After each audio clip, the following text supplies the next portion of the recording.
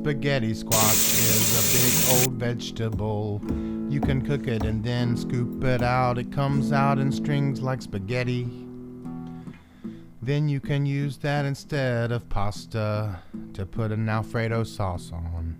Or you can also use it to put a tomato sauce on that. When you bring home a spaghetti squash, pick out one that'll fit in your crock pot, and then you won't have to use any other dishes to cook it. And the first step is you stab some little slicey holes in the outside of it so that will let the steam escape when it cooks. You put it in the crock pot with a little bit of water in the bottom, maybe about half an inch. Then you let it cook till it starts to get soft. It'll be a lot easier to cut in half after it's cooked. For those of you that are still here and you want to do a spaghetti squash, I mean, initially, because it was my first time, it was a little bit of a challenge. I did not expect the process to go the way it was.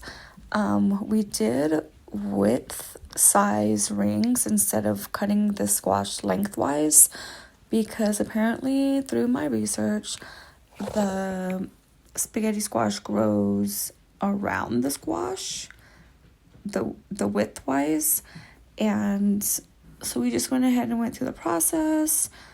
I'm not even sure how I'm going to do it next time, but I will be doing it again.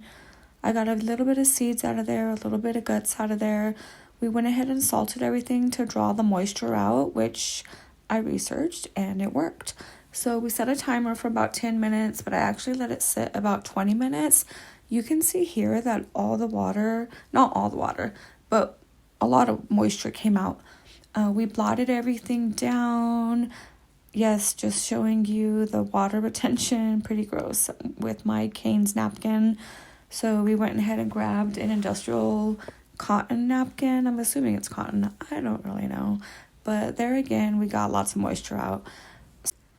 1 napkin, 2 napkins, 3 napkins, 4 napkins full of moisture, which is going to help our squash cook and not be so mushy squishy. Got some leftover chicken, added olive oil, added some leftover green salsa my daughter made, whipped it up, and then I found some red salsa. So we put that in there too because why not? It already had all the flavors in it. So we did some pozole with green chili, garlic, onion, added the squash to it. And now our spaghetti squash and our sweet potato is done. I made all of those vegetables because I want to have it for a couple days.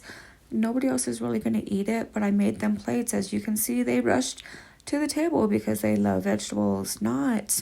There's the other child just sleeping, doesn't really care. But here I am about to enjoy my plate.